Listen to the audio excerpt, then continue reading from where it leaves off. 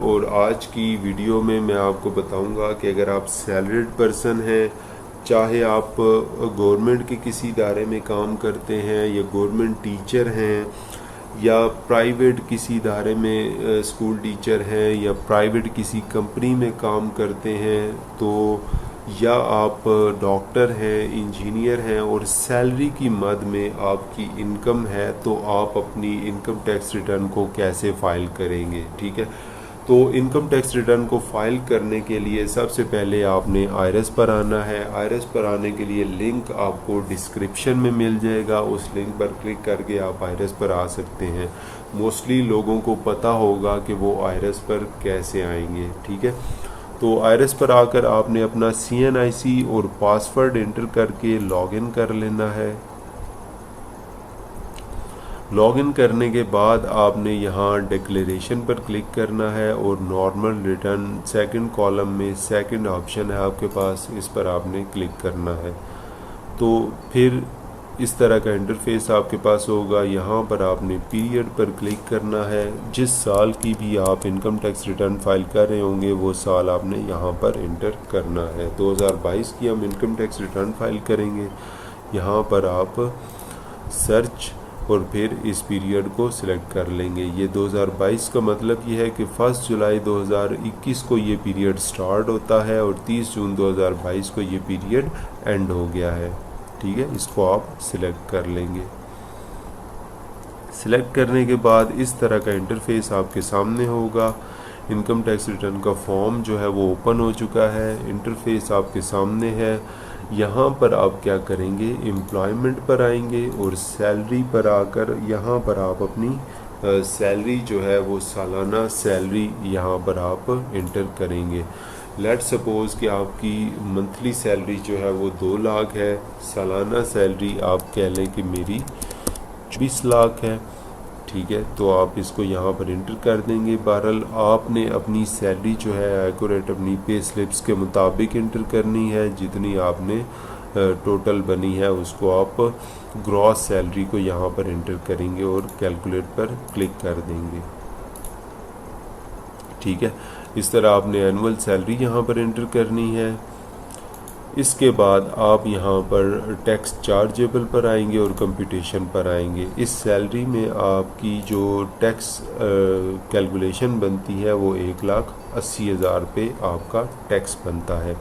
ये अब tax calculation कैसे हुई है यहाँ पर हम देख लेते हैं। ये एक चार्ट है मेरे पास। यहाँ पर हम सैलरी में आ जाते हैं। सैलरी में हमने 2 लाख रुपये पर मंथ सैलरी इंटर की, तो 24 लाख रुपए जो है वो आपका पर ईयर हो गया और 1,80,000 पर ईयर टैक्स हो गया और 15,000 पर मंथ टैक्स आपकी डिडक्शन होती रही होगी। ठीक है, अब ये कैलकुलेशन कैसे हुई ये भी मैं आपको समझा देता हूँ। यहाँ पर 24 लाख है। 24 लाख आपने स्लैब देखना होता है कि कौन से स्लैब में आता है। यहाँ पर देखें 18 से 25 लाख के दरमियान में 24 लाख अमाउंट आती है, तो आपका ये 4th स्लैब जो है ये आपके ऊपर अप्लाई होता है। इस स्लैब में आपके पास 90,000 जो है वो आपके ऊपर फिक्स टैक्स है। ठीक है, इसके बाद जो 18 लाख के ऊपर की अमाउंट होगी उसके ऊपर आप 15% लेंगे। ठीक है, तो यहाँ पर हम देख लेते हैं ये कैलकुलेशन कैसे हुई है। यहाँ पर आप देखें कि 24 लाख में से 18 लाख माइनस कर दें, यानी कि तो आपके पास एक्सीडिंग 18 लाख अमाउंट आ जाएगी। इसको आप मल्टीप्लाई कर देंगे। कितनी परसेंट रेट है, ये है 15% रेट है। ठीक है, ये आप 15 से मल्टीप्लाई कर देंगे तो ये 90,000 हो गया और 90,000 ही इसके ऊपर जो है वो फिक्स टैक्स है। ठीक है, तो ये 90 और 90 1,80,000 आपका टोटल टैक्स हो गया। ठीक है, इस तरह ये आपकी कैलकुलेशन जो है वो सिस्टम ने की है। उम्मीद है आपको कैलकुलेशन समझ आ गई होगी। अब जो नॉर्मली जो लोग एम्प्लॉयड हैं उनका टैक्स एम्प्लॉयर ऑलरेडी जो है उनकी सैलरी से डिडक्ट करके उनको पेमेंट करता है। तो आपने अपना सारा टैक्स जो भी होगा वो आपने जो है वो अपने एम्प्लॉयर से डिटेल ले लेनी है। तो नॉर्मली जो 90% लोगों का टैक्स यहाँ पर उनका मैच कर जाता है और जितना उनका टैक्स बनता होता है वो उनके एम्प्लॉयर ने काट लिया होता है। तो आपने यहाँ पर टैक्स चार्जेबल में आकर एडजस्टेबल टैक्स में आकर यहाँ पर आपने उसको इंटर कर देना है। Salary of employ under section 159 जितना टैक्स आपका कटा होगा उसको यहाँ पर इंटर कर देंगे और कैलकुलेट पर क्लिक कर देंगे। तो ये सारा टैक्स जो आपका एडमिटेड इनकम टैक्स था वो सारा आपका यहाँ से ख़त्म हो गया, यानी कि आपने पे आप कुछ भी नहीं करना। तो इसको एडजस्ट करने के बाद आप क्या करेंगे, ये 24 लाख अमाउंट जो है इसको आप वेल्थ स्टेटमेंट में लेके जाएंगे। वेल्थ स्टेटमेंट में जाकर आप इसको रिकन्सिलिएशन ऑफ नेट एसेट्स में जाएंगे और यहाँ पर आप अपनी सैलरी को इंटर कर देंगे और कैलकुलेट को क्लिक कर देंगे।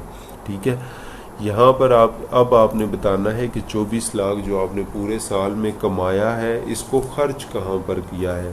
तो नॉर्मली मैं हर वीडियो में यही बताता हूँ कि आपने खर्च जो है वो अपने एसेट्स में इसको ज़्यादा कंज्यूम करना है और एक्सपेंस में इसको थोड़ा लेकर जाना है। ठीक है, तो यहाँ पर लेट सपोज़ कि मेरे इस बैंक अकाउंट में मैं कहता हूँ कि मेरा बैलेंस जो है वो 1 लाख हो गया।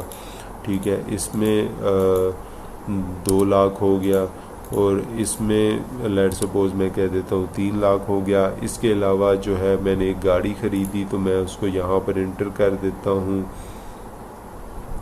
मोटर व्हीकल में आपने इंटर करना है, प्लस पर आप क्लिक करेंगे। यहाँ पर ABC 1 2 3 और जो भी गाड़ी होगी आप उसको यहाँ पर इंटर कर दें। मेक मॉडल वगैरह आप जितनी डिटेल दे सकते हैं, इस पर कोई हार्ड एंड फास्ट रूल नहीं है। ओके कर देंगे। ठीक है, ओके करने के बाद आपने यहाँ पर जितने की गाड़ी परचेज़ की होगी आपने उसको यहाँ पर इंटर कर देना है। ठीक है, 7 लाख में यहाँ पर इंटर कर देता हूँ, कैलकुलेट आपने क्लिक कर देना है। सबसे पहले आपने जितने एसेट्स हैं जिनकी वैल्यू चेंज होती है वो सबसे पहले करनी है। ठीक है, उसके बाद आपने एक्सपेंसेस की तरफ जाना है।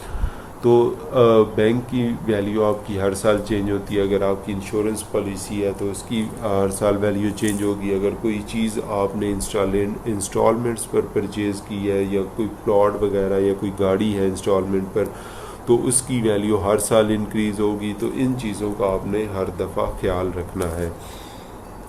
तो ये हमने इंक्रीज़ कर दिया। इसके अलावा अब हम आते हैं रिकन्सिलिएशन पर। तो यहाँ पर देखें कि 11 लाख अमाउंट जो है वो स्टिल अनरिकनसाइल्ड है। यहाँ पर मैं पर्सनल एक्सपेंसेस में आकर अब जो है लेट सपोज़ मेरा ख़र्चा जो है वो 30,000 रुपये है, चले 40,000 रुपये है, तो 4,80,000 रुपये मेरा साल का घर का ख़र्चा हो गया। ठीक है, तो इसमें 4,80,000 को हमने कैलकुलेट कर लिया।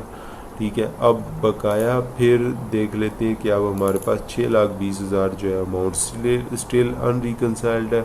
इसको आपने क्या करना है, पर्सनल एसेट्स में जाकर यहाँ से आप कैश को रिमूव कर दें। ठीक है, कैश में ऐड करनी है आपने, तो इसको आप रिमूव कर दें और कैलकुलेट कर दें। कैश की वैल्यू आपने रिमूव कर दी। यहाँ पर अनरिकनसाइल्ड आपकी 17 लाख हो गई। इस टोटल को आपने कॉपी कर लेना है और कैश में जाकर पेस्ट कर देना है। ठीक है, वो सारा 6 लाख और 11 लाख पहले वाला ऐड हो गया, तो ये आप टोटल अमाउंट आ गई। इसको कैलकुलेट कर देंगे तो ये आपके पास अनरिकनसाइल्ड अमाउंट जो है वो 0 हो गई। आपकी रिटर्न जो है वो बिल्कुल तैयार है फाइलिंग के लिए। अब आप इसको वेरीफाई कर देंगे। वेरीफाई करने के बाद आप यहाँ पर जो है वो अपना 4 डिजिट्स का पिन एंटर कर देंगे, वेरीफाई करेंगे। ठीक है, वेरीफाई करने के बाद आप सबमिट पर क्लिक करके सबमिट कर देंगे। ठीक है, ये रिटर्न इस तरह सबमिट हो जाएगी। तो उम्मीद है कि ये वीडियो आपको पसंद आई होगी। अगर वीडियो पसंद आई हो तो चैनल को सब्सक्राइब करना मत भूलिएगा और वीडियोस को लाइक शेयर और कमेंट करना मत भूलिएगा। शुक्रिया।